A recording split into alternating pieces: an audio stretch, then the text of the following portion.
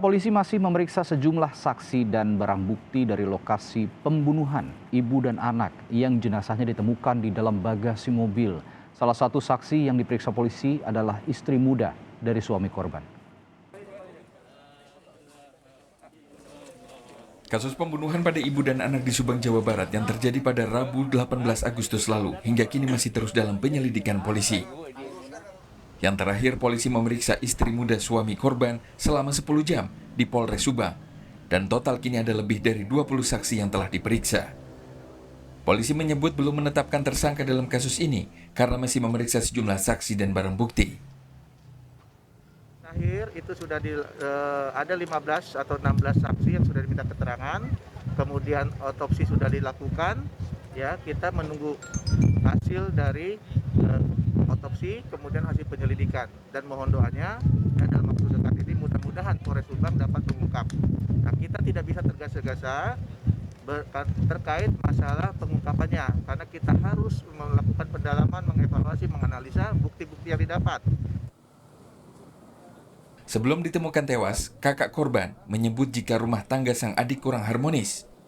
Korban sempat bercerita sering mendapat teror dari istri muda suaminya. Pernyataan ini berbanding terbalik dengan penjelasan kuasa hukum istri muda Yosep yang mengatakan keduanya dalam keadaan harmonis. Karena jangan sama-sama gitulah, yang kan nge-WA gitu ya, gitulah sama anjing itu udah disebut lah situ. Kata saya udah hapus itunya, soalnya kalau dilihat mah sakit hati, kata saya teh. Udah nomornya itu kartunya ganti, kata saya gitu.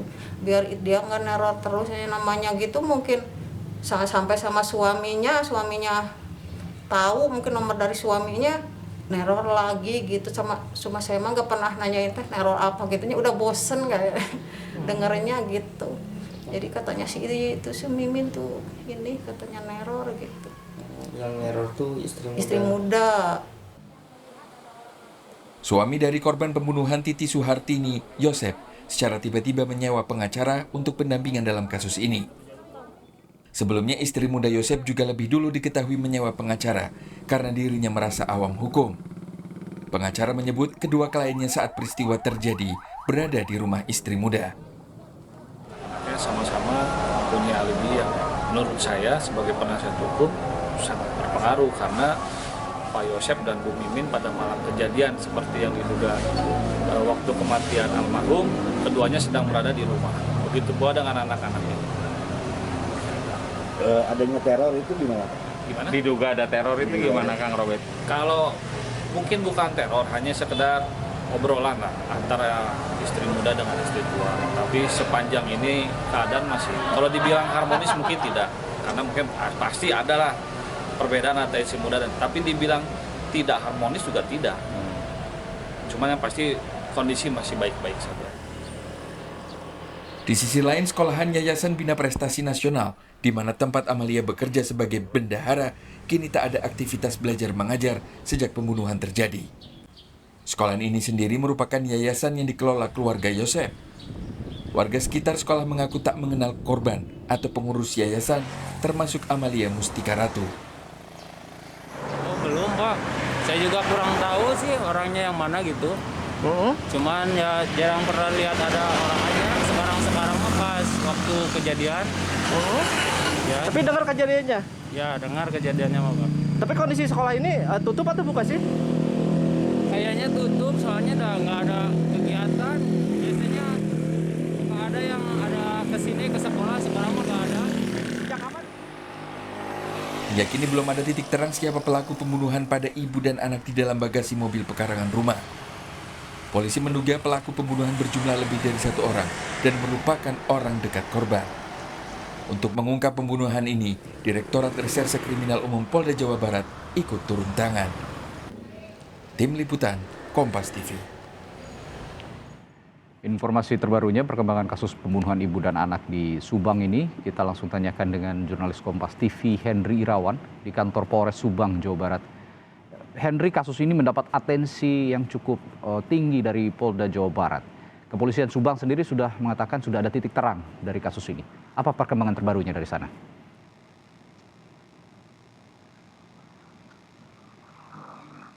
Henry? Ya, Henry bisa mendengar suara saya? Ya, saya ulangi pertanyaannya, Henry, kasus ini kan mendapat atensi yang cukup tinggi dari Polda Jawa Barat, lalu kepolisian Subang sendiri mengatakan sudah ada titik terang dari kasus ini. Perkembangan terbaru dari sana seperti apa, Henry?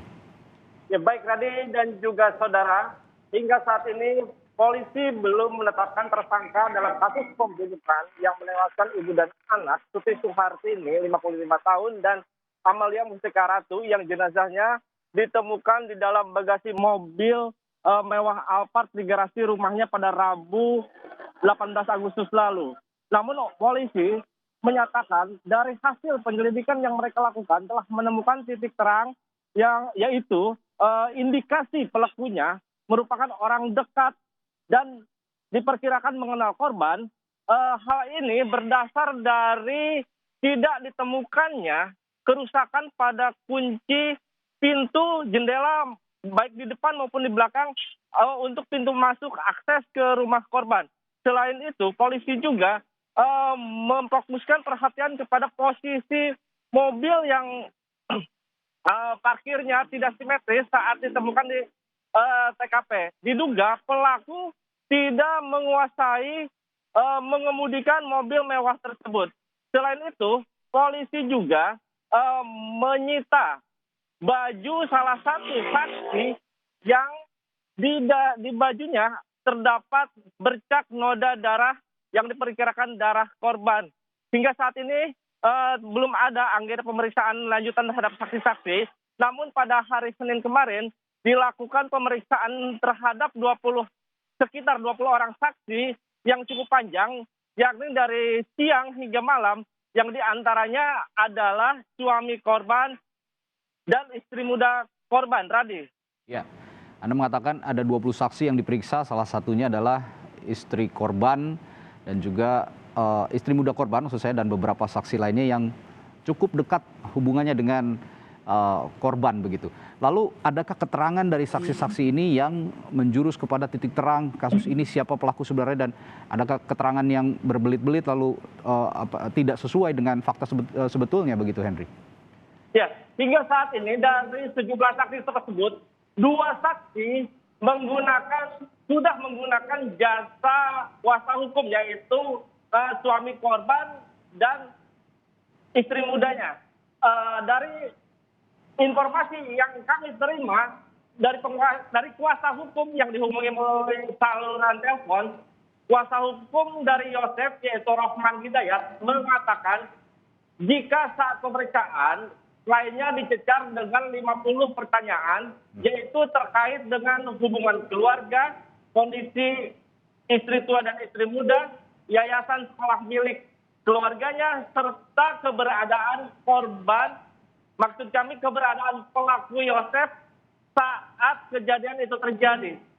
Kuasa hukum juga menyebut jika kliennya itu memiliki alibi ketika kejadian itu terjadi, Yosef sedang berada di rumah istri mudanya, yaitu di wilayah Cijengkol, Subang, dan kembali ke rumah sekitar pukul 7 pagi dan menemukan kondisi rumahnya sudah berantakan dan tidak menemukan istri maupun anaknya. Setelah dicari dan lapor polisi dan kembali ke rumah, barulah jenazah kedua keluarganya itu ditemukan. Kuasa hukum juga meminta kepada publik agar tidak membangun opini keterlibatan atau keterkaitan lainnya terhadap kasus ini, karena kuasa hukum meyakini jika Yosef tidak terlibat dalam kasus pembunuhan terhadap ibu dan anak ini. Radi. Baik. Terima kasih laporan langsung Anda, Henry Irawan, langsung dari Polres Subang, Jawa Barat.